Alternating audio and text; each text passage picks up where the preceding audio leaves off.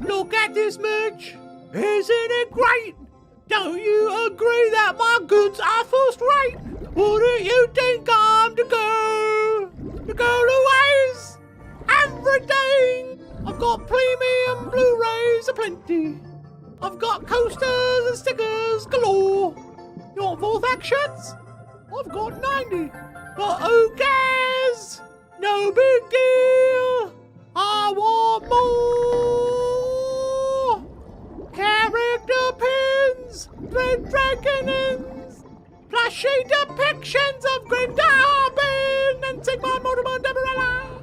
There's a link down below. That's where to go to purchase this merch.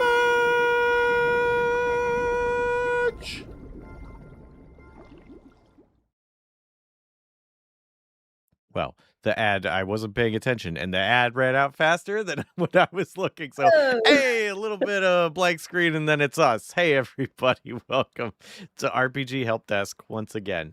And I am here with Sophia. You can tell me how to pronounce your last name, or I can butcher it like I do most names in here, from Rolling with Difficulty. Hello, hello. My last name is pronounced Ricciardi. It's very confusing for everyone, so no worries. All right, sweet. I mean, I get confused by the normal stuff too. So I'll throw an extra wrinkle into it because I have it's usually pretty hidden, but it will inevitably come up on stream because it always comes back to bite me in the butt. A light Philly accent. So if you need any words mispronounced, I got you covered. it's really good. Quick pitch for those who don't know, what is Rolling with Difficulty? Yeah, Rolling with Difficulty is a planescape hopping Dungeons and Dragons actual play podcast. We do all sorts of adventures set in the planescape. So if you know Baldur's Gate, you know the Githyanki, you know the Mind Flayers, we're in their backyard. We're doing all sorts of episodic adventures. We've got 2 completed campaigns, one on a spelljammer hopping from location to location, doing odd jobs, eventually saving the world, because that's what you do. And another one set in the City of Doors, Sigil, as a detective agency, solving all sorts of mysteries and street level problems for people in the city at the center of everything. And our current campaign that's ongoing, Hunting Party, takes place in the Beastlands, where we are driving out aberrant invaders that have come to disrupt the natural order. The 3rd season of that campaign is currently ongoing. My wizard, who's in the thumbnail, is one of the characters in it. It's super, super cool. We have a lot of fun lore, a lot of fun adventures, and it's a great time. But in between all those main campaigns and all that Dungeons and Dragons, we play and run one-shots in all sorts of systems. And as the person who's run by far the most one-shots, I thought that would be a great thing to bring here to the help desk today. I'm excited to talk about all of these one-off adventures and how you can run them at your home tables. Well, fancy that we are talking about one-shots. What a great coincidence. Almost like it was planned. Almost, but not quite. Nope, totally random.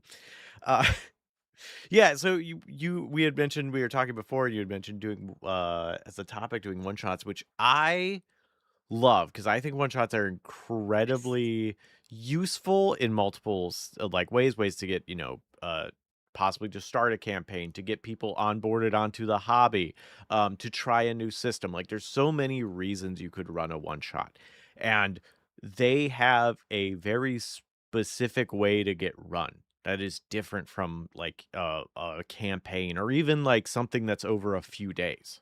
Like, oh, we're gonna, it'll be a 4-shot, whatever. Like, you don't really plan for a thing. It's like, this is a 1-shot. We are supposed to do it in one sitting. That's the plan. Yeah. And that is its own alchemy. Like, you have to plan it differently than you would do anything else.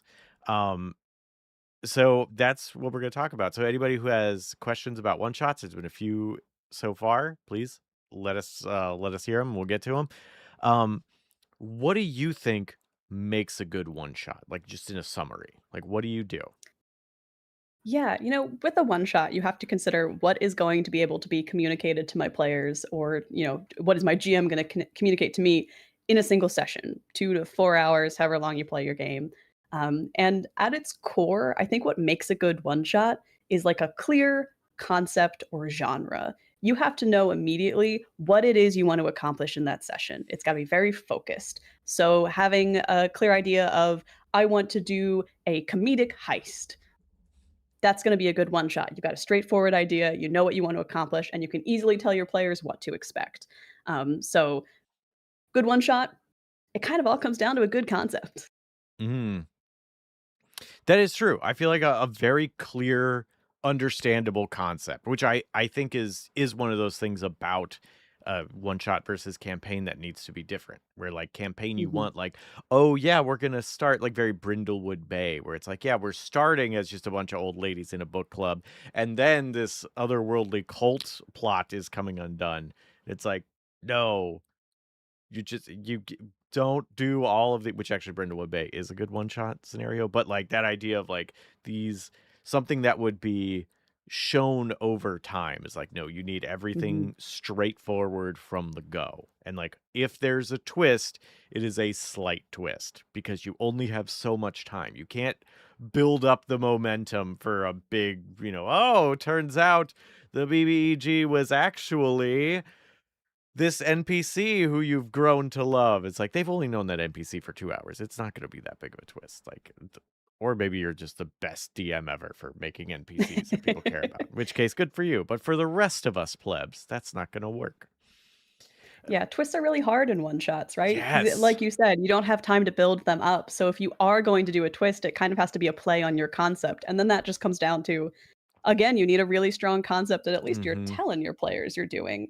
I've got a pretty good example of this because way back when on Rolling with Difficulty, I ran a Call of Cthulhu one shot. I Ooh. told my players, expect the classic eldritch horror that Call of Cthulhu is known for. I might Mm-hmm. kill your characters. This is a one shot. They're never going to come back. Doesn't matter. Um, you should be ready to be a little spooky, a little haunted, and you're gonna have to figure out how to deal with these eldritch horrors. Mm-hmm. What they didn't know is that the eldritch horrors were all from the the musical Cats. It actually was just Cats the whole time. Every single eldritch horror was one of the cats from Cats. And the twist of the one shot was not that the concept had ever changed. It's just that they didn't get all of the details when I said eldritch horror.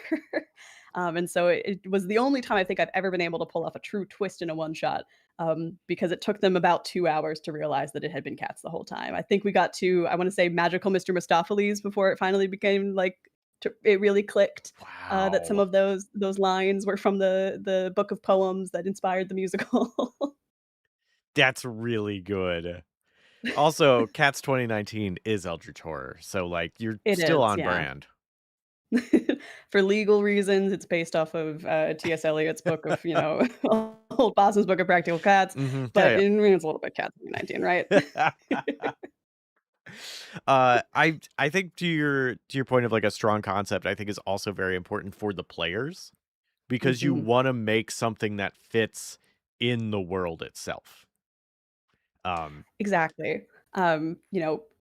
When you are making a character for a long campaign, you're putting on the metaphorical coat of plot hooks, is what one of my fellow players, Red, likes to say. oh, that's You pretty want to have a lot good. of reasons that the story can like connect to you and bounce off of you. But in a one Hmm. shot, you don't need that much to be connecting to. You're gonna have a lot less time to have the world react to you and to stick to you in interesting ways. So Hmm. instead, you kind of have to have a reason to already be in that world. And like we were saying, having a clear concept that you can communicate to your players helps them make characters that already feel like they should be there from jump.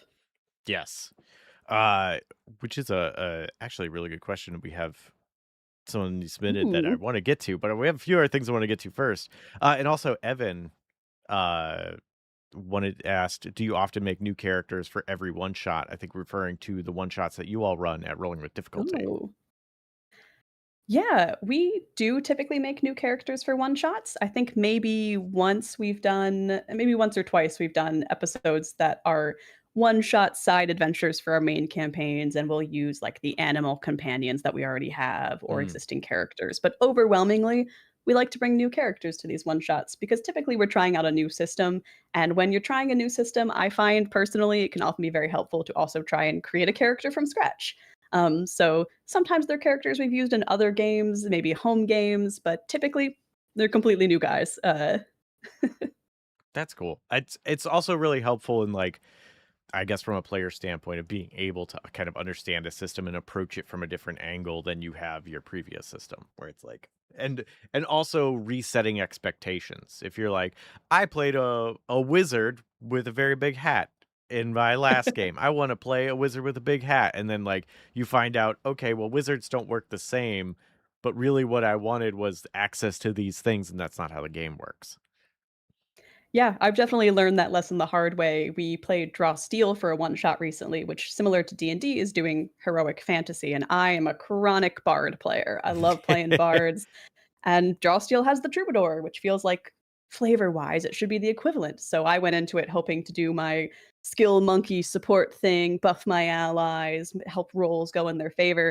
And that's not really what the troubadour does in Draw Steel. And so I kind of had to learn the Mm, hard way that maybe the character I wanted to build would have been better served in a different class. Maybe something like the censor, which just seems to be the paladin equivalent, but actually does a lot of things that I like about the bard in D&D. So a one shot could be a good chance to like experiment with character types that you typically like, but be open to learning that the rules of one system might not be perfectly analogous to the rules of the other. yeah, that's very, very. I mean, in all games, but especially in one shots, it's so important to learn. Like, just embrace a system for what it is. And you might learn that you like it, or you might learn you don't like it. But if you embrace it for what it is, you can understand whether you do or do not like it and why, rather Mhm. than, And that's the beauty of the one shot, right? It's a hmm, short bite that lets you learn that without committing to a full campaign in a new system. Because maybe you end up loving the system and you want to do more of it, and that's awesome. It's a great jumping off point. But if you learn that you don't like it, hey, you played your 2 hours, you're good. You don't have yeah. to play that game ever again if you don't want to. Yeah, and it's helpful to know like why. Yeah, I don't want to play it again. Why? Excellent. Well, now I know moving forward that's a thing to avoid. Not even necessarily that system, but like that style of game. Like a full Mhm. combat game for me is generally one that I'm not big on. So when reading a system and it's like, here's all the things you can do to kill people, it's like, all right, well, this might not be the best thing for me because I do want to talk my way into and out of most Yeah. situations. Exactly. It's a good place for experimentation. Hmm. And if you do end up loving a character you play in a one shot, there's absolutely no reason that you can't bring them back in a different campaign. Or if you guys Yes. do decide to continue playing that system, just keep playing that character. Maybe this is their like prequel adventure, or maybe they were off doing their own thing before they joined your new party. If other people are changing characters, there's a lot of flexibility that starting and experimenting in a one shot can afford you for continued play afterwards. Yeah, I think that that level of experimentation is important, and like you, because it Mhm. could be a bad idea, and it's like, Yeah. ah, this stunk. Well, it was only a few hours of my life, and I learned that this is not a campaign worthy thing, or just exactly what you said. You enjoyed it, and now you're like, I want to run this character again in some other game, and now that's in the dome, ready to go. Um, Exactly. Play around, have fun. for someone who does a bunch of one shots, how do you prepare for a one shot? I am a self-admitted, low level of prep, GM. Okay. I typically for one-shots and really any game I run, which is maybe why I mostly run one-shots, I don't make very many notes and do much preparation at all. I like to keep it very loose. Again, I go back to my core concept. Maybe I'll have a sentence or 2 about what I hope to accomplish or the arc for a one-shot. But sometimes it stops there. To give an example, I ran a Slug Blaster one shot a while back on Rolling with Difficulty, and the whole pitch for the session was we're going to schlorp some teenagers into a video game, and then they have to fight their way out of the video game by playing the game. Um, I think all of my notes for that session were schlorped into video game. Video game is called Jungle Jam 2 Electric Boogaloo. Like Electric Zoogaloo, excuse me. That's why I needed the note for it. Hey. um, will fight big lizard at or big squid at the end. And then I don't think I had any other notes for that session. I was like, you know what? My players know the pitch. I know the pitch. We can fill in, yes and our way to the rest of the story. But some Mhm. games demand a little bit more preparation than that, especially if you're running a system that's got a little bit more going on within it. And in that case, I think it could be really helpful to start by reading the rules for your system. Mhm. Um, Come up with your concept and decide how much do I need to have prepared for my players to interact with. because in a one shot, you really don't need to have the full map of a city ready to go, right? If Yeah. someone's um, going so far afield that they want to go to a location that you didn't prepare, it's probably outside of the scope of what your one shot was trying to accomplish anyway. So, having an idea of the relatively linear journey you want your players to go on, the key locations they need to hit to tell your story and your concept in that session. Is a good way to approach the prep. And then, however many details you want to fill in around that are kind of up to your personal preference. A masks run shot I just ran, I was like, well, I need a list of fake superheroes to throw into the super school, right? Oh Like yeah. I can't just count on improv for that. I need to have a couple ready to go to like feed my players to bounce off of. But it's going to be different for every one shot, and it's going to be different for every GM as well as to how much you need. If you're playing a more combat heavy one shot, for example, something in like D&D or Pathfinder, you probably should have the stat blocks for the monsters they might run into ready to go, but you Hmm. don't need the stat blocks for every monster in existence, right? You just need the couple that you know you want to include in your one shot. Hmm. Yeah, I think that's really smart. Um, I am curious specifically two things about running one shots. One, how do you Mhm. handle session zero? Because you don't really have generally a session zero in a one shot because like that's a whole lot of time for like something that's going to be long term where the whole idea of this is it's short. So how do you handle kind of compressing or summarizing or offloading some of that so you still have all the benefits of session zero? Yeah, this is a great question because some game systems kind of demand the session zero be done together. And in Mhm. that case, I think you kind of need to build it into your one shot. If you're playing something like Die RPG, where character creation and the creation of the party is a critical part of what will inform the story, it's helpful to build that into the time that you're actually going to be playing the one shot. So maybe you need to make the adventure itself a little shorter. But for other games where that's less integrated, I'd like to ask my players to come up with their characters and at least attempt to fill out their character sheets by themselves. Even if we do need to have a couple minutes to check in and do session zero, quote unquote, session zero before we get into the main adventure, at least have a starting point and we can be a lot more purposeful in what questions we answer. So if we're tackling a new system, filling in your character sheet will typically point you to things that you might need help understanding before you play the game. So this attempt at filling in their character sheet helps make the session zero be more focused to what they actually need to know before we get into playing the game. And if you need to answer questions as a group about like what's your party dynamic, like I mentioned, I just ran masks. You have to have your superhero team decide their relationships to each other and like what's Mhm. their team name. But having everyone at least have their character made before we answer those questions helps speed us along into getting there. So don't start from zero in your session zero. Ask your players to do a little bit of preparation, but be ready to help fill in the blanks in the session zero as sort of the first couple minutes of your play session. I don't think it should really take more than like 20 minutes before you get into the game, because the best way to learn how to play a game is to play it. And Very so true. you're probably going to have to answer some questions about the system while you go. But it's going to be a lot more fun if you're answering those questions and learning the system while you play it rather than having a lengthy session zero at the start. Mhm. Yeah, I like that. I think that's smart. Um, I do have a question specifically that like I just want to know your opinion on, and everybody in chat I'm also curious about who that runs one Mhm. shots. I've found that one of the most effective things in a one shot, and in especially the keeping the timing down in a one shot, is limited environments. Like there Mhm. is a environment, and that is where it's going to take place. Maximum 2 if, like, you really gotta push it. And I found because like, just every time for me personally, every time I introduce a new environment, it's like, "Well, what does it look like?" Even if I try to glaze over it, the players will instinctively be like, "Well, we gotta know what this is. Where are there secrets? How tall is the ceiling?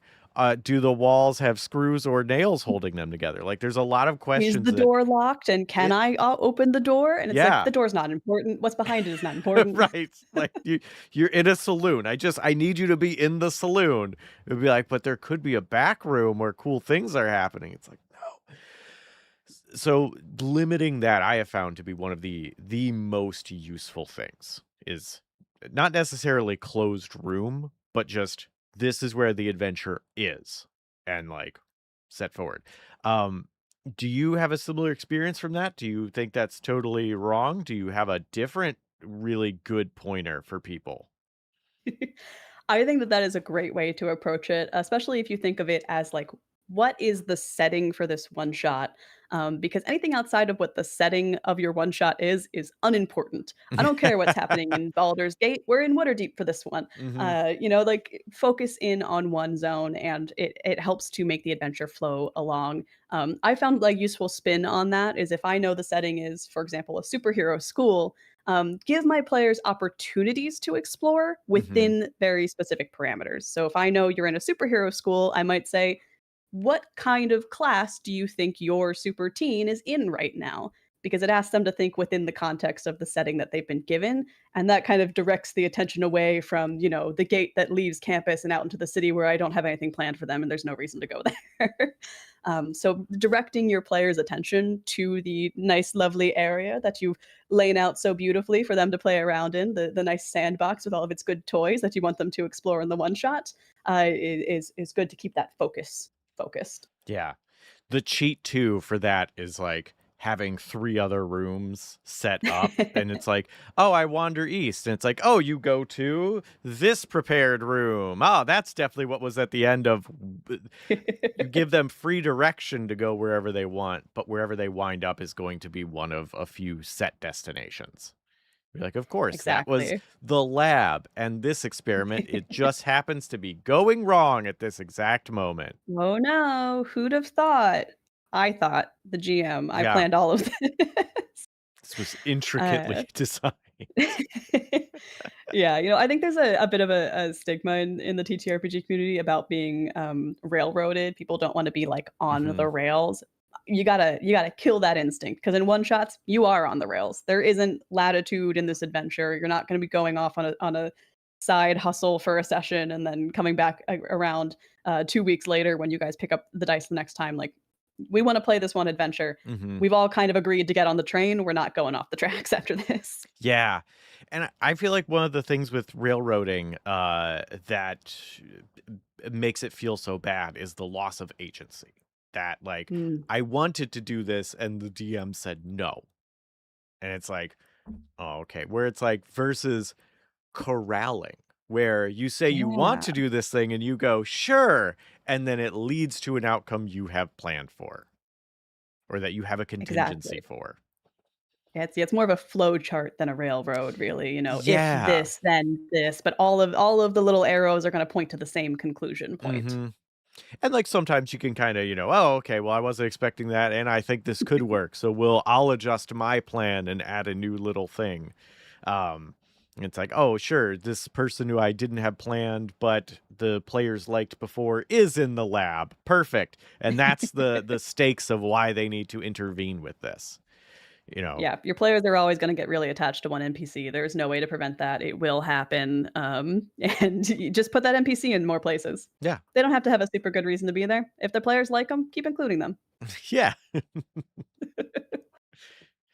That works very well. Um, we do have several questions, so I want to get to Ooh. some of those. I have some more that I also want to ask, and we'll see time wise if we get to my questions. Um, do you have before we start getting to questions from chat? Thank you very much. Also, if you have more, feel free to ask chat. Um, do you have anything else that you are like? If there's one thing about one shots I need everybody to listen to me about that you haven't already said, like, is there anything else that you just desperately need to add? I don't know off the top what a beautiful question. I'm positively stumped. I've been, railroaded into answer no, I got nothing.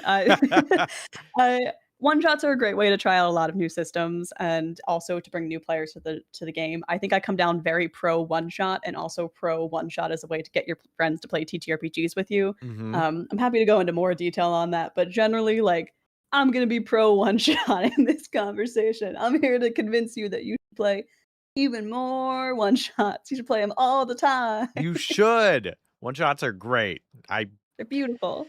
Yeah, great way to learn a system, great way to like get familiar with a group, great way for to secretly start a campaign.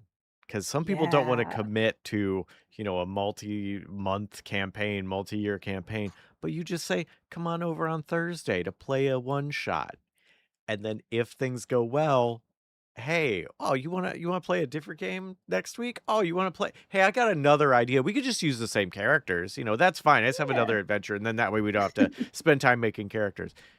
Then you just Yeah, stealth one shots yourself. are really the pilot episodes of Yeah. TTRPG. You know, it 'cause you very well may have things change from your one shot to your first, session of the full campaign version that gets greenlit after you guys all have a great time playing It's it. true. Maybe one character gets written off or changed slightly to, Mhm. viewer feedback, but it's a pretty good way to pitch a concept really quickly and to get your friends, board to play more of that game. It really is.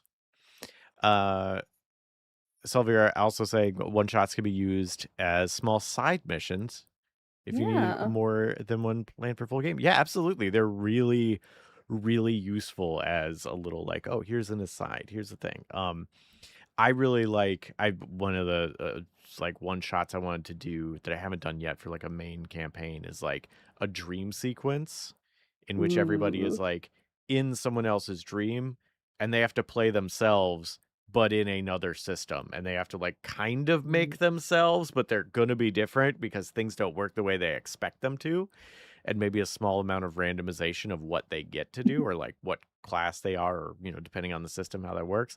Really wanted to do that as a fun Ah. like twisty one I shot. love that. Yeah, one shots as little side stories is super fun, and I think it's a Mhm. great way to, like, introduce a different system with familiar characters. Yeah. We, had a one shot, we played a Honey Heist spin-off of our main, D&D campaign in the first, season of Rolling with Difficulty, um, where we played all of our little companions, all of our familiars, Aw. my artificer's homunculus, during what was an adventure in our main campaign, what these guys were doing, and they were saving our spelljammer from some sort of great foe that was attempting to overtake it in the ducks, that only the little robot cat and the pixies could ever run into. And it was super fun because we all were familiar with the world. We kind of knew these guys. They were our weird little dudes. Of course, we knew these guys. Mhm. But we got to play them in a slightly different system and a slightly different tone of adventure and have a little bit of a breather from our main campaign while still playing in it and staying together as a table. It's really fun to, if you are going to do a spin-off one shot from your main campaign, to try out a different system if it's applicable, right? Like if it fits for what you want to do. Um, because D&D, Pathfinder, I love these systems, but they can be a little bit generic at times with the heroic fantasy. And when you want to do like a mystery, they're not super well built for that. So Mhm. sometimes it's fun to change systems and try out some slightly different things when you do these one shots. Absolutely agree. Yeah, it's fully, fully, fully agree. It's like D&D, perfectly fine. It's combat based. If you want to do a mystery, it's not built for it. You will be struggling to make those house rules work versus using a system that's built for mysteries. Mhm. We'll say this every single week. Uh, all right, getting into some questions. Both Yeah. Deebs and Lena Lokakun basically had a very similar question of how do you actually make a one shot take a certain amount of time and not like 4 days instead of one? How do you do it without heavy railroading? Is the summary of both of their questions. I mean, it's a great question, right? Because we only have so many hours in a day, and as much as I don't have 8 hours to spend over the course Mm-hmm. of even a weekend just rolling dice, as much as I might love to do that. Um, I think there's a couple things you can do to approach this. The core idea is gonna get back to what's the concept for your one shot. If you know you have a very short time frame, a more straightforward story is gonna be to your benefit. So maybe that's the time to put the complicated mystery aside that's going to Mm-hmm. ask your players to find all the clues and unravel the various threads, because if there's one thing a player is gonna do, it's gonna be stumped by a puzzle when it's put in front of them, and that Uh-huh. will, as entertaining as it might be, inflate your time. So lean on more straightforward ideas. Maybe they need to do a quick rescue mission, or maybe there's an immediate threat. If you're doing like a masked superhero game, a kaiju shows up and they got to go deal with that kaiju. Speeding along through the preamble can help shorten the session without Hmm. feeling too railroady. Because when your players see a problem, they're gonna try and address that problem rather than focusing on all the details that are around them. So you can kind of just present them with the problem sooner if it's a more direct concept for your one shot. Something else you can do is to prep less, frankly, because I know that at least for me, if I've prepared more, I want to put more of that in there. I want to show off all the prep I did. So I'll just not. I'll do fewer lines of preparation because then I'll have less impulse to put all that preparation in there. And I mean, non-prepper McGee over here saying that only wrote 2 lines of preparation for a 4-hour long one shot. Maybe not that light, but generally keep your prep light so that you have less of a need to do as we say in the entertainment industry, kill your darlings, Hmm. and include all of that in there. So focusing on directness, cutting down everything on your end that you can, and giving your players some a very clear target to hit can help speed you through to the main action of your one shot, whatever that action may be, and help keep the time down. Because ultimately, you and your players want to play the game. So let them play the game sooner if you have less time to spend on all the preamble before you get to getting good. I like that. Uh, Deep says, I sadly do not have the improv skills to handle that much light prep. Do a little more prep then. Like, Do more than that. yeah, like just don't. The idea being, try not to over prep it. Mhm. And another thing, if you do prep more, because I tend to prep more, and then what I do is try to compartmentalize those and like Mm. being able to be like, okay, here's a 4-piece puzzle they can do. If they get stuck on it, congratulations, it's a 2-piece puzzle. You did it. We got to move on. Like having the ability to, you have this much, know where you could cut it. Know, all right, Yeah. these 4 pieces of puzzle, perfect. Actually, like I said, you can limit it down. Oh, it was 1. Oh, turns out the back half of this is broken, so the door just swings open anyway. Oh, this part was already solved. There's 4 slots, 3 of them are filled. There's 1 left. Clearly, you need 1 more piece. Like being able, you had those set up, and now that's recycling you can use for a later one shot because nobody got to experience those puzzles. So, Yeah, and, don't mhm, be afraid to not include a solution to the problem because sometimes your players will just come up with something and you can say, "Yeah, you know what? That's a good enough answer for me. We're gonna use yeah, that. We're gonna move on." Yeah. yeah, it was absolutely not what you were thinking, but timing or how excited everybody is about what they're doing makes you go, "Yep, the door opens." That was it. You got it. It was one of Mhm. those clap on, clap off light switches all along. You figured it out. Yeah. And then they walk through and the next room starts and the adventure continues. Mhm. So for like speed wise, that's very helpful. Mhm. I do think physical timers can be helpful. It is definitely like it's something to be aware of. It can be a little anxiety inducing for some people or just like, oh no, but like just having a hey, uh if you want to say we can only spend an hour in this room, just so you know. Like, that could be a little meta. It's something that you could be paying attention to where, oh, I have 4 things I wanna do in 2 hours. When we hit 30 minutes and we haven't finished this thing, I need to introduce a way for it to be solved, or I need Yeah. to cut one of the next things, or I need to incorporate something and mush them together. So having plans like that that you can maneuver around and kind of simplify, change, mush together, exclude, super helpful. Um, Yeah, and, mhm, if you are, feeling like this is a daunting amount of preparation or even, like, no preparation is daunting in and of itself, I would recommend looking at systems that are designed to be played as one-shots because they'll typically include a lot of tools to help you run that in a single session. Gila RPGs, we played a game called Hunt that he wrote, that is designed to be a one-shot because all of your characters are going to disappear into the woods at the end. They're doomed knights on their final quest. They can't go on beyond this. And as a oh, result, the system has a lot of tools to help you play through it quickly. It has a lot of tools to help you, make characters with almost no effort whatsoever. You basically just pick a sheet of paper out and it says that this is the one thing you can do, and that's all you got to keep tabs of, and then you go on from there.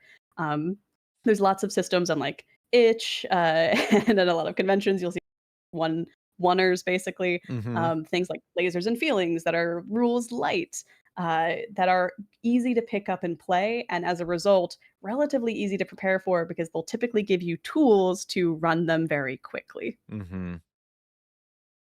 Yeah, I think games for one shots, really smart idea. Like, and again, especially if they're rules light, you don't have to do that much prep work. You don't have to like learn or read 3 different rule books to understand how Mhm. spell casting and sword fighting is going to work. Exactly. It's someone has already done the work for you. That's a great way if you're a little bit nervous about preparing for a one shot to make your life a little easier. Mm-hmm. You could still there's one shot systems for just about every genre out there if you search for them. Mm-hmm. Another thing that you mentioned that I want to double up on is the kind of starting in action, where like, Yeah, media res, baby. yeah, Let's like go. you, especially in the like kind of session 0 style, like, hey everybody, here's where we're going to start. How did your character get to this point?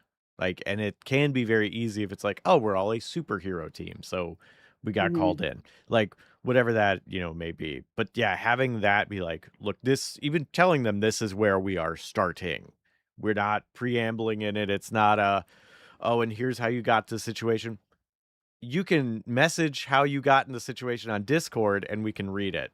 We're starting the game here. This is my favorite thing in the world to do. I like to run my one shots like they're an episode of a Saturday morning cartoon, and specifically like a mid-season episode. The team is Oh, already together. Our heroes, our adventurers, our random people, whatever they are, how all already know each other. We don't need to like do introductions. We just can get right to whatever the problem is on this week's episode. I ran a Girl by Moonlight, which is a magical girl system, and I was like, this is a mid-season episode of Sailor Moon. You guys are already the Sailor Scouts. You already have Beryl causing problems. This is just like the 10th monster you've seen this week, and you got to deal with that and your high school problems that are ongoing, right? nice. Um, think of yourself like a mid-season episode of a show and start in media res. Start with the Hmm. action already happening, and everyone's gonna be able to just sort of jump in and be like, and as we all know, of course, I am the the witch of crystals or whatever, and we all know that I do this stuff, and you guys all know me as this person already, and so we Hmm. can get right to the action. I like that. Yeah. I the visuals of a mid-season cartoon really does work. I mean, if you want to throw a theme song in there, that's up to your prerogative. Should But always throw a theme song in there. Theme songs are sure. great. And then my last thing, as I mentioned before, limited locations. Whatever Mhm. your thing is, you're a heist. Cool. Boom. Here's the map of the place that you are heisting. This is it. Maybe 2 locations. This, you're on a spaceship. Here's this layout of your spaceship. Done. And also probably make it smaller than you think. It doesn't need to be a freaking cruise ship. Mhm. Yeah. Um, oh, go ahead. You're a shuttle, you're not the Enterprise, right? Yes. Or, oh no, you're locked to deck 2 Uh-oh. on the Enterprise. Everything else is filled with corrosive gas, so everything needs to be done here. But that can also be fun because it's like, oh well, but you don't have access to engineering. So, oh, how Mm. are you going to get the engines back online? Problem solve. Like stuff like that. There you go. I think that was, so if that was mainly Deebs and Lena Loki Kun. So if that answers your question, please let us know. And if it doesn't, also let us know. Because there's a bunch of information. Um Evan asked, what kind of genre is best for one Mm. shots besides adventure and mystery? I think it's very Whatever much a personal genre, question, but yeah, go ahead. yeah.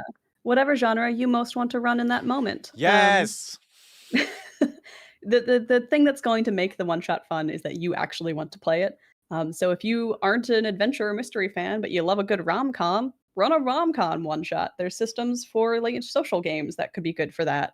If you like horror, run a horror one shot. I Hmm. personally really like running horror one shots, particularly in very lethal systems, things like Delta Green, Call of Cthulhu, where your characters are kind of on the edge of whether or not they're going to survive because it's Yes. a one shot. They don't have to survive this. You can kill everybody and it's super fun. So horror can be really effective in a one shot in a way that it can't always in a long term campaign, Hmm. because people get more attached to their characters as they play them. So it's hard to not have a party of all final girls by the end. Um, but really, like any genre, the question kind of comes down to what system do you play for the genre you're interested in, and like the question itself. Kind of up to you and what you like playing. If there's a system you really want to try that works for that genre, superheroes is great for playing masks, for example, or Girl by Moonlight's great for magical girls if you want to do a cartoonish adventure. Um, those are great to seek out, but you can generally make most systems work for what you want to do as long as the genres loosely line up. Yeah. And like, as you have what you said earlier, straightforward. What is it about? What are the characters and how are they going to fit into it?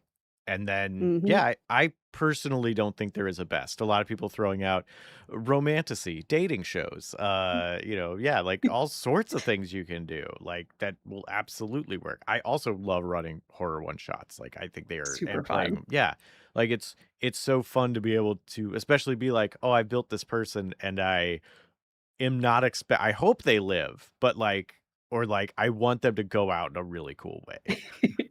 Ah, it's so fun. I was very fortunate to be able to play in a on a charity live stream a while back that Adam from 5GMs in a Trench Coat ran, and they were like the pitches that were just kind of doing Jurassic Park, and I was like, heard, seen, I'm gonna get eaten by a dinosaur. I don't care if I ever die, just to eat by as many dinosaurs as possible, Yes. and mission accomplished, right? Um, there's, there's a lot of fun in the impermanence of a one shot. So yeah, any genre can work. Horror tends to be a fun one just because of how easy it is to kill your characters in a one Mhm. shot, and that can be very scary. You run into the uh, Terminator versus Terminator 2, Alien versus Aliens. The first one is genuinely quite horrifying. The second one kind of becomes more of an action adventure romp when you do a long term horror campaign. Mhm. It's hard to keep up that suspense. So that's why it works so well in a one shot because it's just the first movie, it's just the first adventure. The monster is not yet a known quantity. We don't have flamethrower technology available to us yet, Ripley. So We're so in it a can be a lot of space fun. semi truck. We don't have these Yeah. things. But if Alien isn't your speed, then do a Spaceballs. It ultimately comes down to what you're most interested in. Very true. Yeah, I truly I think that whatever you are most interested in is the best answer because it's just about being able to do something that you want to do and like get other people on Yeah. board to have fun with it. So, if that answers your question, hooray. If not, let us know. We'll try again.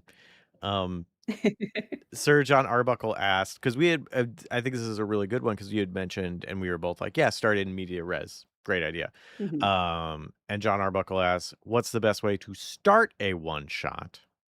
And mentions the murder mystery, the Ooh. Balatro one shot. But yeah, so like, what is a good way of like, you have these characters and you do want them to be connected. Like you want them to have a spot where they are together, or maybe not that they don't know each other yet. But then that's part of the one shot is that these people are working, you know, that don't know each other but have to work together.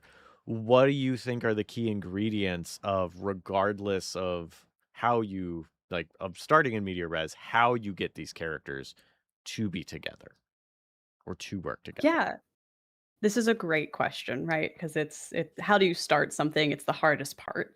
A strategy that I like to employ is to put all of my players to just prescribe onto them. You are all in this location. Why are you in that location? And then go Mhm. player by player around the room and say, you're in an arcade. What are you doing in this arcade? and then you're able to kind of link them together as you go, right? The first player might say, "Oh, I'm attempting to get a high score on this one machine," and then the second player is walking by and starts watching with the crowd, and then player by player, you're able to kind of link all of these characters together while also giving each of your players a chance to very quickly introduce us to their character, to do their quick little bit about what they're up to that tells you who they are and what they might be interested in this one shot really quickly. So you give them a little bit of freedom so it doesn't feel like you're just dropping them into the fish tank and saying, okay, now one shot Mm-hmm. together. Um, you're giving them a chance to introduce themselves on their own terms, but you're also making sure all the players are stating explicitly why they're in this location, right? Yeah. It immediately is like, oh, of course you're invested. You're already playing on this arcade machine. You're already in the setting. Um, you want to make sure that your players are, whether they know it or not, kind of buying into the one shot from the jump. Mm-hmm. That's good. I think like maybe the next step of that is like, oh, okay, everybody to present an obvious goal for everybody, where Mm, it's not just you're in the arcade and what do what happened? You're doing all these things. Great. Okay, cool. Now what are you gonna do? What's yeah, next? Oh, you beat the high score. Like there's no like clear thing for everybody to do. When you've done that setup, perfect. What is the goal everybody needs to work towards? Sweet. I don't know, aliens come in, whatever. yeah. It's That's it's very much like throw the hook at them as soon as they've mhm. introduced themselves. Be like, okay, that's when the kaiju attacks, or Yes. you all simultaneously as you finish your activities notice the glowing arcade cabinet in the back of the Mm. arcade, and all of you are drawn to it. And don't give them the option to not be drawn to it. There's something when you're the GM for a one shot, you have a lot more flexibility than the GM normally would to just kind of tell players this is the next thing you do, so that you don't have to always have it be an open sandbox. Sometimes you can say, we all agreed to play this game. You're all drawn to the glowing arcade machine for whatever reason you want to internally decide, but you are gonna go there. We have to go to the next plot beat. So give them a little bit of freedom at the beginning, and then just kind of corral them back in right afterwards. Mhm. Yeah. Um someone had mentioned too like the the you're in the cart in the Skyrim intro together. Yeah, that's Yeah. I mean, that is also a very clear, oh, we have a goal, escape. Oh, cat. Hey, Everyone cat. say hi to Ziggy. She was starting to get Oh, fussy. hi, Ziggy. So cute. Yeah, like having the set thing of, oh, okay, well, we all need to escape. And then that's also a Mhm. good scenario of like, well, you don't know each other, but you all need to rely on each other. And a situation like that is also you have to let the players know, or hopefully they already know, where it's like, hey, I know the game is you're strangers in a scenario, but like we're playing a game together. Please have a character whose like goal is to work with other people to achieve something and not just be Right. like, I'm a loner and I'm gonna escape here and fuck the rest of you. And it's like maybe that's like the persona and like, oh, I'll only work with you because it's in my best interest, and you want to like have a little bit of a hard ass like as a something to bounce other players can bounce off of. But like, yeah, like you gotta work together. Yeah, teamwork makes the dream work, and you can always go above table and say, "Hey guys, we all agreed to play this game. Um, you could flavor it however you want, but I need you to go to this next location. Like, Mhm. this is where the game continues." Mhm. I think that that's something that often gets forgotten because I said this is an actual play player. We're also producing a show. We're trying to tell a story in a neat little package. But when Mhm. you're at your home game, you can always kind of take five and say, "We need to just talk about where this is going for a second. Yeah. This is what I have planned. I need you guys to go along with this. I'd love for you to, explore the back alley that leads into what I imagine is just like a horizon line and a loading zone, and then it stopped rendering in the game past that point because I never thought about it. I didn't plan it. Um, talk to your players. They're people. They want to Yeah. play this game too. Yeah. Tell them where the game is. That's very true. They Everybody wants to have a good time. So like communicate. Yeah. I wholeheartedly agree. Um yeah, I feel like that, John, if that answers your question, let us know. If not, we'll try again. Um do. Oof. Ooh, okay. Lena Loki-kun asking, is a setting in a TTRPG one shot in a real-time scenario where, say, after 3 hours in real time, the cops will arrive at the door viable, or is that too stifling? I think it's great. I think it's very Yeah. adventure dependent. So like I mentioned before, there was the mothership one shot where you're caught where the characters are all caught in a time loop and there is a physical 10-minute timer on the table, and every 10 Ooh. minutes it starts back at the beginning of the loop. So we Yeah. had a set amount of time, and like after so many loops we knew we would die because our stress level would hit too high. And it could happen before that because you also take stress when playing. But like that is a physical timer. Um, I think, what is it? The game that's about torches. That's a simplified Oh, 5e. 10 Candles? No, that is a game No, about torches. that There's is a game. There's so uh, many games about torches. a fantasy game where you have like a set timer, and the idea is that your torch runs out at the end of that, and then if you are still in the dungeon, you're trapped in the dark. None of you have dark vision, Ooh. and all the monsters do. Um, I forget, it's a tabletop RPG. It was very successful on Kickstarter, but I cannot remember that. It probably has shadow in the name. Um, and I think for scenarios like that, it's extremely useful. And also as a uh like a bit of, awareness of the time, because it's so easy to get lost in Yeah. like how long we're taking with something. Where it's like, "Oh, we may or may not have been yelled at more than once by Jack or Omar when playing Adventure Is Nigh, where it's like, guys, it's been 45 minutes.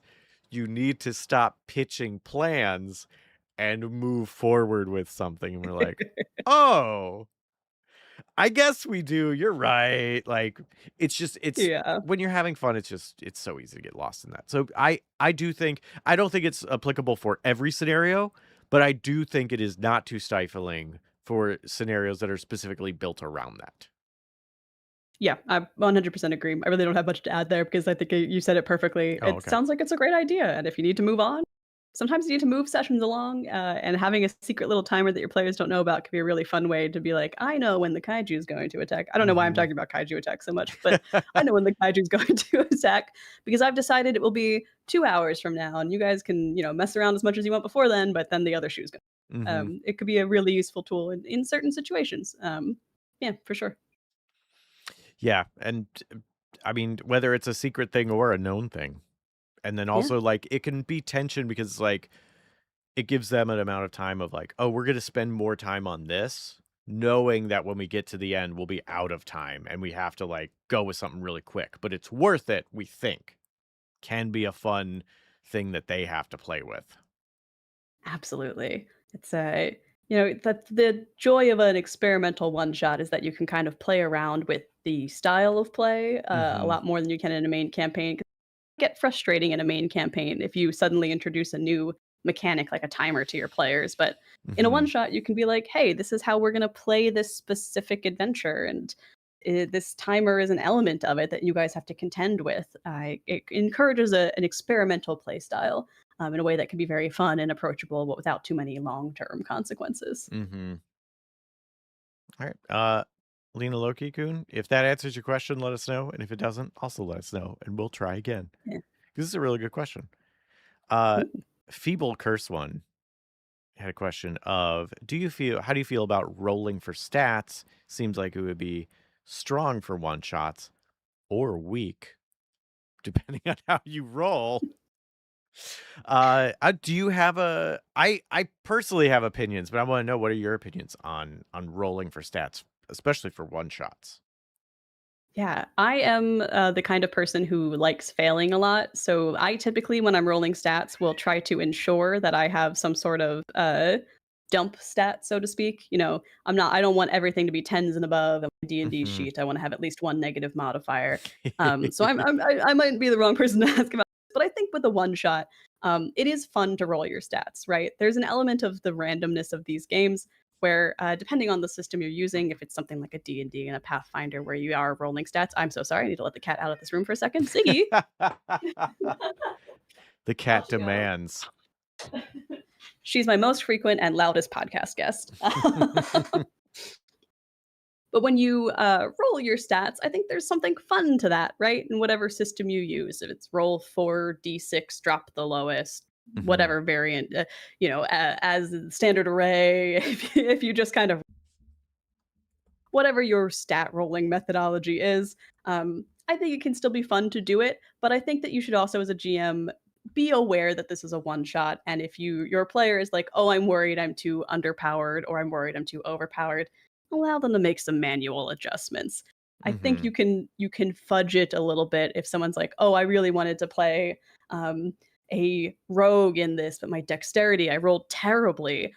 Let them swap a higher stat with that one, right? Have a Yeah. little bit of flexibility, knowing that this is a one-off adventure in how you let them build their characters. It's not going to matter for every system, but for one where the stats are going to play a lot and specifically might mess with the one thing they really want to do in this adventure, have some flexibility. Rules as written is great. Maybe rules as one shot written could be the case this time around. Yeah. I think on top of that, is it okay if someone is too strong or too weak? Like, will that Yeah. like if you're playing a horror game and someone rolls all 20s, it's like, oh, cool, you're just a superhero now. Like, that's really gonna mess with it. Like, okay, maybe that's a game you shouldn't roll for. If Mhm. everybody is on board with, yeah, maybe you will have some terrible stats. Like, awesome. Maybe someone will be more powerful. Awesome. Is everybody okay with that? Um, and then like let that be part of the storytelling. Like, this person Yeah. is extremely strong compared to everybody else. Cool. Put something in there that puts more responsibility on them. That That's where like, the kaiju goes. yeah, that's where exactly. Kaiju's focusing on one person. It's this person.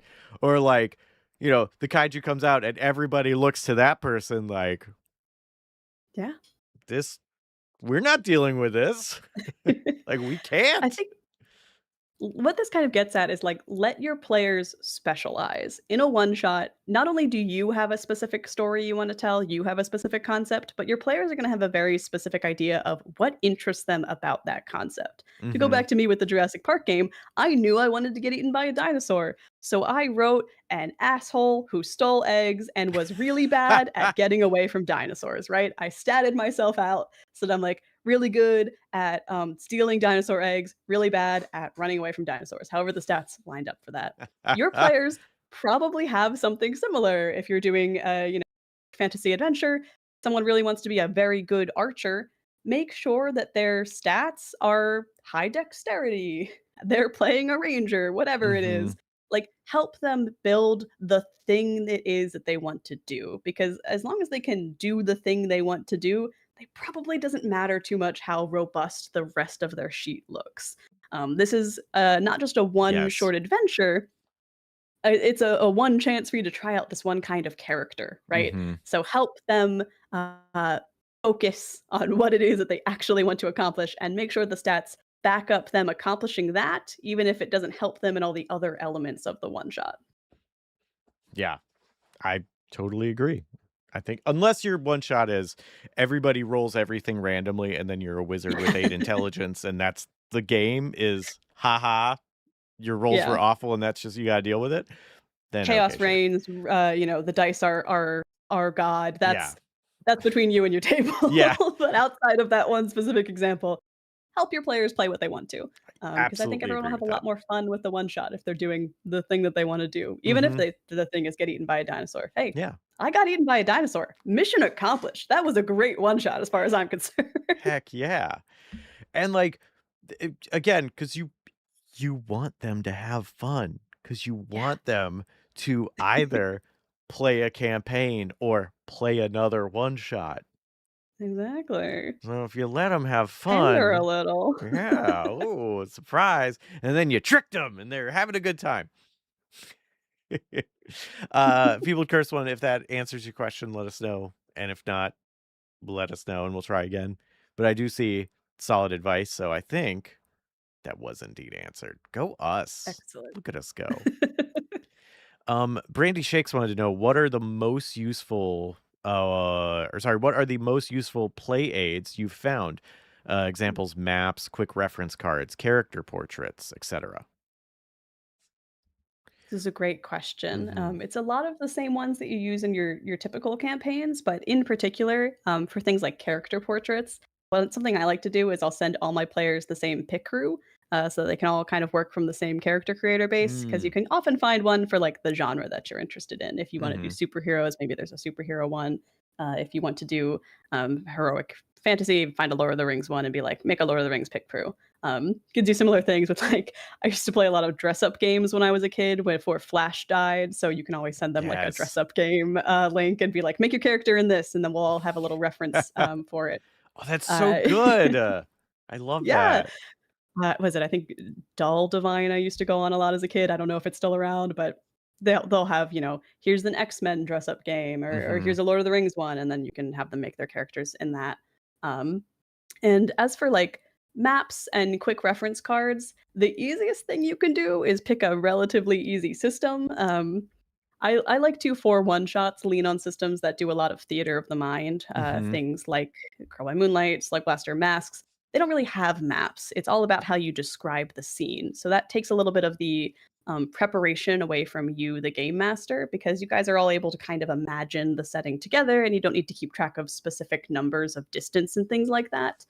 But if you do want a map, I would just suggest getting some grid paper and like a Sharpie and just kind of draw, if you're playing in person, just sort of draw like the loose shape of what you want for the one shot and kind of Mhm. impose theater of the mind on there. So you still have the references that you need for the locations, but you're able to kind of change details on the fly as needed, and you can let your players kind of fill in the blanks. The Again, don't do the work. Let your players' imaginations fill in what this temple room looks like. There's a circle for the podium in the middle, and they can all figure out the rest around it. Um, because it gives you more freedom too for when you get to like they haven't figured out the puzzle and I'm going to cut a couple pieces out of it, but it was on the map. If the map is just a blank grid with some walls indicated, it's not on the map. You can fake that. Um, so leaning on looser maps, I think, is generally helpful, but leaning on like looser resources where possible is useful. And tons of people make beautiful maps on the internet. So if you really want, I would just type maps in the blue sky and see what pops up. Very useful, yeah. Um, I think if you have a lot of NPCs, just a couple of names is really Oh helpful yeah. because if they ask a name and you don't have it off the dome, I mean, fighting baseball is the best group of names that you could possibly get. But aside from that, you may want to list the names. Um, for me personally, always having like just some stuff written down of like what would be a cool effect to happen, like a poison gas Mhm. or like a mind altering thing. What are just a couple of enemies that could just be thrown in at some point? What are a couple of allies or NPCs that could be thrown in, like that they're going to interact with? Just having and not fully, kitted out level 1 through 20, like just a name, a personality, a goal, Mhm. a silly voice, whatever. Uh you know, if it's a monster, what are they hungry for? What are their needs? Like, if it's an effect, what is the cause of it and how does it tie in? Just really light, like bullet notes of those things so that when something needs to happen, boom, you got something there. Like, you need to move it along. Snake. There we go. Snake with psychedelic bite. Got it. All right, cool. Here's the new thing that I need to introduce. Stuff like that I find really helpful. Um, Also the contingencies that I kinda mentioned Mhm. earlier of, like, people are moving too slowly or too fast or went somewhere I didn't want. Okay, how can I kind of tie this in, to something different? And then, another useful thing that I find is player character connections. The player is Yeah. telling you what their character is, what their little backstory is. Find 2, 3 things more if you got them. Write them down. They mentioned Put 'em their in there. parent went missing. Good. They'll find their parent. Dead? Alive? Who knows? But that's a possible thing. Um, They mentioned, that they really like cats. Great. All right. I know if I need to get their attention, cats is the way to do it. Uh, Yeah. yeah, stuff like that. Players will give you information, and if they don't, pry it out of them. Mhm. Demand more Let your players information. help write the story, right? Yes. You're a writer's room solo author for a Mm-hmm. one shot. And this just happened to me with masks because every single player gave me some sort of arch enemy in their backstory, kind of inadvertently, and I was like, okay, Yes. well, I know what you guys are going to have to deal with at the end of this session. I know what our team of big bads is going to be. It's every single one of your backstory arch enemies. So if your players are giving you the solution to your problem, use it. Use their Abs- sheets, use their backstories, because that's what yes. they want to see in the session, or else they wouldn't have included it in their character backstory. Yes. Yeah. I absolutely do that. This is a little more whatever, and I'm curious about your thoughts on it too. Is having player intrusions, like an actual Mhm. physical thing of like, oh, everybody gets 2 player intrusions, and maybe you can gain more through certain actions, but it's like you can give it to the DM to change the scene in some way. And like that's literally just giving them fuel to like, oh, the temple that you mentioned, this thing is in the middle. Great. Player intrusion. Turns out other thing. Like that, there's another element to it that they can know. Like I really enjoy those, but I'm super into the collaborative part of RPGs. And I know Yeah, not I think that everybody that's is a that. really cool, thing to include in it, especially in a one shot because again, like, it's so loose, right? You can Mm-hmm. change so much because like, there's so few consequences. I think that that can be really, really fun, to include opportunities for your players to kind of impose themselves, into the story and be like, "No, let's change this bit." The only caution I would give is, like, if it's load bearing, if the thing they want to change is, Mm, like, critical to getting them to the next scene or getting them through the one shot, maybe say, okay, you can change this, but it's in this way, not that way, right? Like, um, okay, this temple is familiar to you, but not because you've already destroyed it. It's because it's where you lost your former party members or something along those mm, lines. Like, nice. change, say like yes and improvise a yes and situation. Yeah. But I like the idea of like the players feeling like they have more agency over the story, and that kind of writer's room atmosphere is a Mm-hmm. lot of fun. Some really great like player side advice that Austin, our DM over on Rolling with Difficulty, likes to use when he plays characters is he'll leave sections of his backstory as a blank, and then as we play the session, he'll fill it in. He'll say, "Okay, I have some sort of mentor in my past who I haven't seen in many years," and then we run into a very Mm. mysterious NPC, and he's like, "That's it. That's my mentor. I recognize them immediately." And I think that that's a fun way to implement it. Is like let your players have some blanks in their backstory and then give them some options to fill in with based on what grabs their interest. Um, it's a lot of fun. Yeah, I really like that. I've never done like specific blanks. I've always had like things where it's like, oh yeah, we can alter it. Like at Adventure Is Nigh, Jack being like, "Hey, you cool with me messing with Grinderbin's backs, like where they're from?" I was like, "Yeah, sure." And being like, "Guess what? You're from a divine, like a royal line of people that you didn't know." It's like, oh, okay, cool. Like very fun stuff. Like having that ability is Super really fun. cool. Yeah, as a player, I would recommend if not blank specifically, leaving space for that. Yeah, if you as a player want to maybe make your game master love you and hate you all at once, give your character amnesia and say like, I don't know, you get to fill in all those blanks. That's what I did in the current campaign for her hunting party. My wizard does not have any memories from beyond 2 years ago, and I said, Austin, you can make her do whatever you want. That is a blank check for you to make my life terrible or amazing based on how the campaign goes. I So maybe not to that extent, but you can absolutely integrate that kind of stuff into your campaign.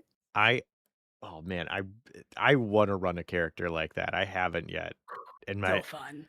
a a friend had a character who was like a bodybuilder. The idea was they're a bodybuilder who wakes up in the hospital who doesn't know where they are, and they check their chart and all they see is blunt trauma, so they think that's their name. And like Really good. yeah, I love that. That as just a blank slate character, I think. And then like you could be someone who's gullible and someone's like, "Yeah, we know you." And it's like, how are you going to know if they're lying or not? No way. For like a Die Hard inspired kind of never stop blowing up type of game, that could be a really fun. That's a really fun character concept to throw Yeah. in there. Have them be the muscle in a heist team. Ooh, ooh, that's good. Yes. It'd be like, I don't remember why I'm here, and I'm not even sure I'm getting paid, but I am here, and I know what I'm supposed to be doing. I have one job. Yep. Brandy Shakes, if that answers your question, let us know, and if not, well, let us know, and we'll try again. Wanted to move on to Lena Loki-kun with another question of we've mentioned this a few times, but I don't think we've mentioned it directly. We've just mentioned some games, but are there any good general systems you suggest for doing a one shot? And says I like the flexibility of Kids on Bike series personally, but would love to know others that could potentially be expanded beyond one shots. This is a great question because I It think is. what system you play in your one shot is kind of, you have your concept. The second question you need to answer is how am I playing this concept? Like, what Mm-hmm. game will best facilitate that? I like running either Blades in the Dark or Powered by the Apocalypse games, whether it's a hack of that or the system directly, because similar to Kids on Bikes, they have the infrastructure for a longer campaign. There's often at least one section of your playbook or your character sheet that's going to say, like, over the course of many sessions, you've Mm-hmm. done this action X amount of times to reach your moment of truth in Masks, for example, where your character is like fully actualized. But you don't need that to play the game. You don't need that to play a single session. And so it works really well for a one shot that they're relatively streamlined, but have the flexibility to expand. Slug Blaster is great for this. Girl by Moonlight is great for this if you like magical girls or teenage cartoon antics. Specifically, Masks is probably my favorite Powered by the Apocalypse. Of Monster of the Week also works really well for this. But I generally like to lean on combat rules light, story focused games for one shots because they tend to facilitate the genres that I'm most interested in exploring. But the one caveat I would put on that is if the system has things that are just a little bit too much for your one shot, you should never be afraid to just chop things out of a system. Mm-hmm. For example, with Slug Blaster, when I ran that, we just didn't do downtime. I was like, you know what? The whole bit of this one shot is that you guys are slurped into a video game and escape from the video game. We don't need to spend an hour learning if you did your homework on time or not. But the Yeah. system has a lot of rules to support that. So I took an axe and I just cut that part out and I said, don't worry about that. We're not going to touch it. Mm-hmm. You could put it back later if you wanted to do a full Slug Blaster campaign. But for the one shot, like once you have your system, chop it up, take pieces out. They're not load bearing. You don't need them. Just keep what you need to play your single session. Yep. Uh, for specific systems, I I really like Brindlewood Bay. It's very good. I love it to death. I know what was it? Um oh, the local access weird one. Public access, I think it's Oh, called, is built on the same yeah. system as Brindlewood Bay, which is a hack Oh, that's a good of one. uh Apocalypse, the Apocalypse engine, but it's different kind of. I really like it. Um I haven't played the public access, but I want to because Brindlewood Bay is amazing. I think it's great for one shots. I've also played the same character over like 3 different Brindlewood Bays, and it does work Ooh. as a continuation as well because you do get to build up more things as you play. Um, I will always go to bat for Fate. It's an amazing system for one shots. Really great too if you want to keep playing with it. Savage World's the same. And I think Karen, it's Oh. Cairn. Oh, like the Cairn. hiking trail marks and yeah. Uh that's very good and also can be very randomized too. And so like you can have like the one shot I was playing one character. I think my character had like 4 HP and no armor. And one of the other characters had like 14 HP and armor, but we were like all random, like, just generated rolls of what we got. And like it still worked really well. And that dynamic of like, oh, I'm squishy and that's going to affect how I approach things. And like you're not.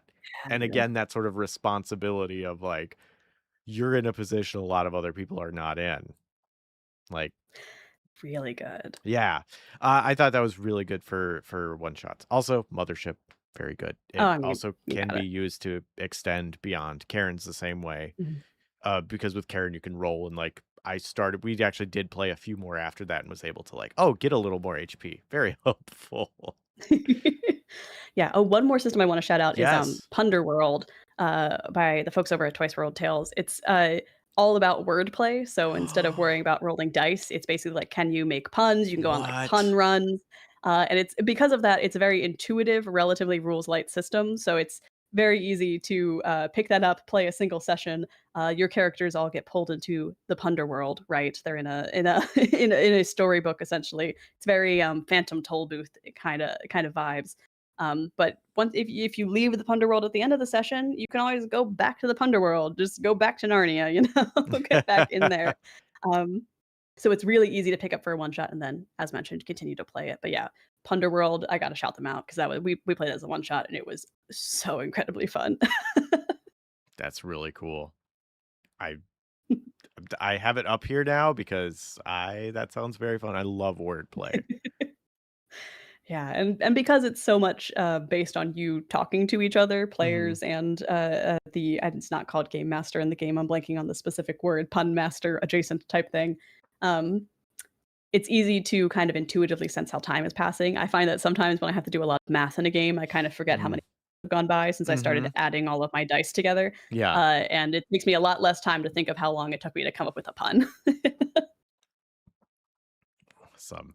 Lena Loki Kun, if that answers your question, let us know. And if not, still let us know and we'll try again. Um, quickly, Gary Redux with 5, I believe, Australian dollars to Oh, say, Jesse, my players absolutely love the War Wagon and that session. Uh, going to roll with it for WKS. Thanks for all the advice. Would be fun one-offs too. Yes, Gary has we've been going back and forth on like how to do like build a session with like terrain, this war wagon thing where it's like, well, how do ooh, you build like a Mad Max Fury Road yeah. style thing of like, oh well, you have these different levels of terrain, you're trying to get a wagon through it, but like you're dealing with elevation, doing also that's a thing that has been in the Discord and in here for a few weeks. So Gary, thank you. I'm so glad that it worked out really well. And I hope everybody continues to have fun with it. Hell yeah. Um, and I think if we got time for another question, uh, Sure.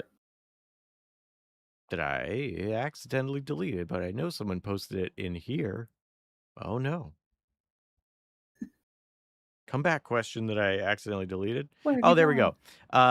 go. Brandy Shakes with another question saying for first time / new players and GMs, what can be done to reduce anxiety?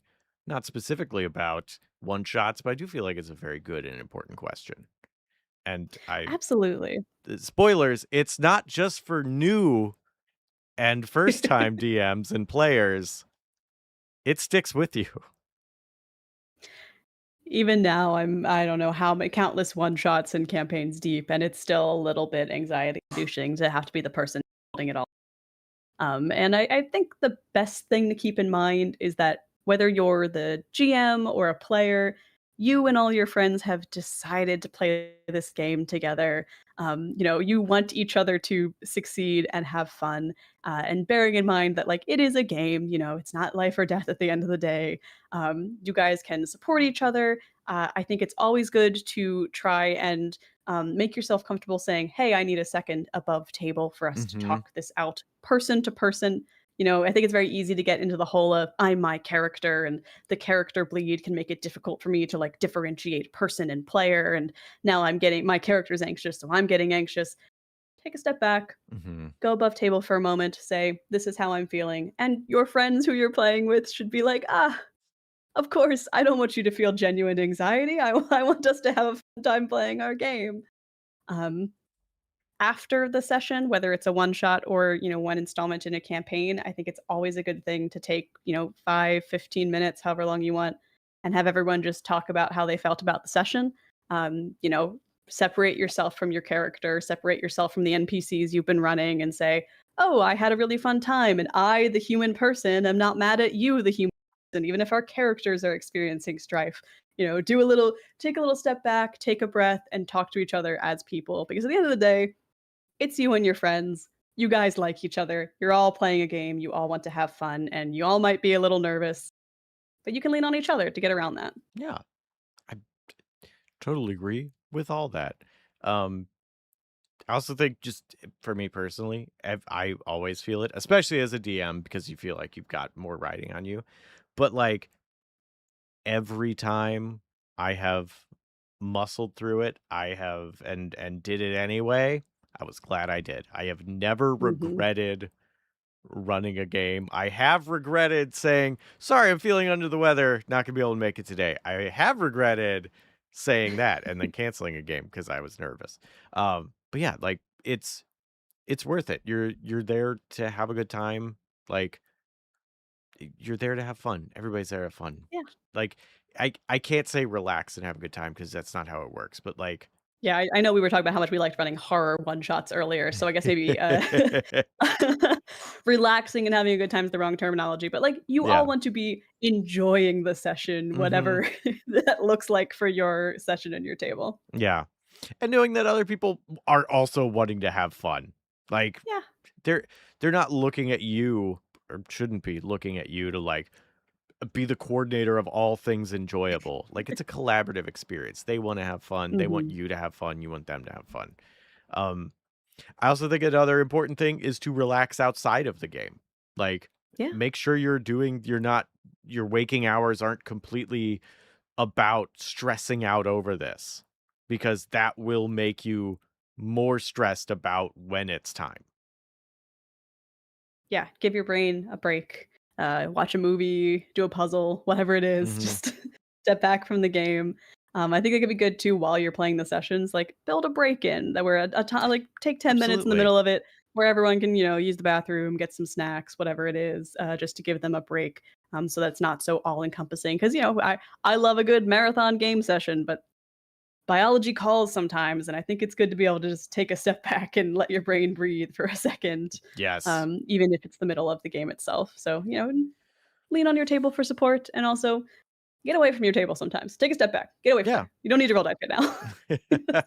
No, that's Put the dice down. I it's really good. Like you got to take those breaks. It's very important. Um I one more thing that helps me too for like doing a session is personal goals of something that's not necessarily like I need everybody to like I want everybody to have a good time. But that's like kind of a broad thing or like Mhm. but like I want to make like, oh, this player's been doing a lot, and I want to have a scene where they like really shine. I want to give them a scenario Mhm. where it's like they take the spotlight in a cool way. I want to make a player laugh. Like that's my goal. Having a small thing that you can achieve like can help lower that anxiety of like the overarching, oh no, I'm in command of this ship that is trying to uh sail the high seas of fun. I don't know how this metaphor is going, Mm. but like having Yeah. those little things helps me. Yeah, a specific goal can help you, narrow your focus. Excuse me, and, yeah, just let the anxieties about the broad stretch of what could happen fade so that you can focus on one specific goal. Hmm. It's a great little piece of advice. Yeah. And also the more often you do it, the less anxiety inducing it is. Yeah, Like I am not as anxious as I was before, and also the more frequently I do it, the less anxious I am each time. yeah. And don't be afraid to make mistakes, particularly if you're the GM, but, like, you can always say, "Oh, I know I said that, actually, I'd like to change it," right? Mhm. Like, there is nothing so serious at your table that you can retcon it or Yeah. change a ruling going forward or see how something plays out and say, "Okay, next time I wanna do this differently." As long as you're being fair to your players, as long as you're, transparent about why you're doing things, you can always make a mistake. It's not going to ruin the game. It's okay. Either play it forward or change it, and it's gonna be A-okay. Everyone will still have a fun time at your game with your table. Um, mistakes or no. I make mistakes constantly. It's just Yeah, part of the game. it is, and you got to roll with them. You got to retcon them. You do whatever, but like they're Yeah, gonna happen. Don't sweat them. exactly. Uh, DM Crommy says, "I want to make my player throw up. I want to make a player throw up." I hear you. Yeah, exactly. Yeah. Set a tangible goal. Uh, Brady Shakes, if that answers your question, please let us know. If it doesn't, I don't think we have enough time to answer it because we have one last question before we go, which is a general question from Ape Escape One fan, and says D&D is not big in my country. How do I find games and play group, or how do I find groups to play with? And I asked for clarifications, and it was just like RPGs in general, not necessarily D&D. So how do you find a group? Using the power of the one shot. That's right. It's the one all catch all solution. Yeah, I think there's a lot of desire to find games to play with, and you probably already have friends who would enjoy playing a game, but inviting them to a long campaign, saying I need all of your Tuesday nights for the foreseeable future Mm-hmm. is a big ask. But saying, "Hey, this Saturday afternoon, I've got a game I'd like us to play. Do you want to come hang out and play that game one time?" You can make a one shot specifically tailored to their interests. You can find a system that's something that they might be interested in and run that one shot for them, because that will transform friends who don't play TTRPGs into friends who now do want to continue playing TTRPGs because you've hooked them with your Mm-hmm. special secret tailored to them one shot. So my recommendation would be run a run shot for your friends. Whatever system it is that is most interesting to them. If your friends like superheroes, run masks. If your friends like Lord of the Rings, run Dungeons and Dragons. Whatever run them a mothership one shot. Your friends like horror, run Call of Cthulhu. Whatever it is, run for them a one shot tailored to your friends' interests. And then ideally, they'll be like, I want to play more of that, whether it's the same game continuing or a different campaign that spins off of it. Now they know they like it, so it's less of an ask to say, "What if we did more of this?" Mm-hmm. I totally agree. One shot's great use of that. It also means that you can start introducing multiple groups of people. If you have Yeah. 20 friends, you're not going to run a one shot for all of them. That's too many people. But you can run a one shot, and 4 of those people can come to that one shot. And then you run another one shot, and one of the returning people and 3 other people come to that one shot. And then you can also Yeah. start building a group of people that are like, I'm interested in this once in a while, and I'm interested in this more. And then when you get Mhm. 3, 4, 5 of those, I want more of this people, you go, hey, we've all played together. Do you want to, I'm thinking about running a campaign that'll, be multiple sessions rather than just a one shot. How do we all feel about that? That's a really sneaky way of doing it. It also will Yes. help you filter out the players you don't want to play with. Yeah, Where you, sometimes play styles are just not compatible, and yeah, one shot is a good way to quickly test that out. And some people might just not be interested in it because, as much as people will play a one shot and then want more, some people are going to say, "All right, that's enough of that for me," and they'll yeah. take a step back themselves. So it's a good way to kind of suss out who you want to play with at the table more. And I love the idea of introducing multiple groups of friends through slow and steady integration into different tabletop games. Yeah. Uh, Ape Escape saying, thanks, Jesse and Sophia. I just have to become a DM. It's probably the easiest way is to become the Yeah. DM. You can use other resources. I think Reddit's looking for group. I don't know exactly what country you're in or what resources you have, but the internet is helpful to looking for group, local discords, meetup.com, that kind of a thing. Mhm. Was it Obsidian Portal, I think is one. Like, I think there different ones are more active in different areas, so it's gonna be some trial and error of like, what you're doing. Also, local game stores. Uh, Check to see who's doing a league Yeah. one night or random tabletop groups. Um, I know like the LGBTQ center in a city near where I live. They do like Friday night games. Yeah. I think there's like a bar up in a place that I was just at that are like, yeah, Saturdays are our TTRPG night, and we have people come in and play. And it's like, Yeah, there's, like, a league in Philly of, like, they pick a different bar every month, and then just like a bunch of GMs run games in that bar. Like they just basically like this whole place is ours. They've got a bunch of long tables. We're going to run several games simultaneously. So it's useful to search in like very specifically your area online for local places that might be hosting. Game stores are a great place to start. Yep. Game stores are great because you could also post your own, like, I'm this player, I'm looking for a table, who's got a table, and someone else might be able to respond to it there. Yep. The internet is a helpful tool as well, depending on where you are, is going to differentiate which site is useful. And if you specifically want to use Discord, I would recommend, if you do listen to any actual plays, often an actual play that has a Discord will have a section of the Discord looking for table. And so people who are interested in the same kind of stories that you are might be looking for tables there. So it's a good place to start to kind of help narrow that initial Discord search, because Discord is large and numerous and there are many to find games on it. Very true. Would rolling for difficulty happen to be one of those? We do have a section if you're looking for games. If rolling with difficulty and Planescape adventures are your thing, a couple of our users on our Discord servers are running games. They have tons of looking for table postings. People who are like, I want to run this kind of game will post there all the time. So that's definitely, I mean, if you want a very direct option and you like cheering from me, go check that one out.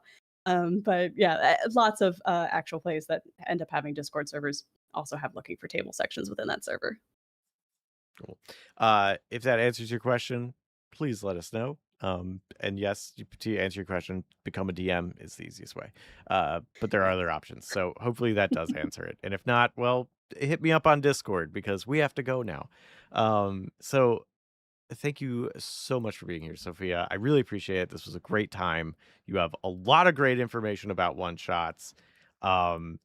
Give me one last plug of whatever you want to say to people and where they can find you. Yeah, thank you so much for having me. This was an absolute blast. I love talking about in particular. I'm constantly thinking about them and getting ready to make more of them. And you can find all those one-shots that I've been running publicly over on Rolling with Difficulty. We are in the midst of our third season of our third campaign currently. You can find us on all your podcast platforms and on YouTube at Rolling with Difficulty. Thank you, Ziggy, for the commentary. Yeah, that's the best place to find me. You can also find me on Blue Sky at sophiek.bsky.social. But generally, check out Rolling with Difficulty. It's a good time. We have a lot of fun games and a lot of fun one-shots for you to be inspired by. But our timing is perfect on this because I think my cat is going to riot if I don't let her out of the office. All right. Well, we don't want rioting cats, so this is where we'll leave it. Thank you very much for coming here. Thank you, everybody, for joining and your great questions. I will see you next week for the next RPG Help Desk. Bye. Bye.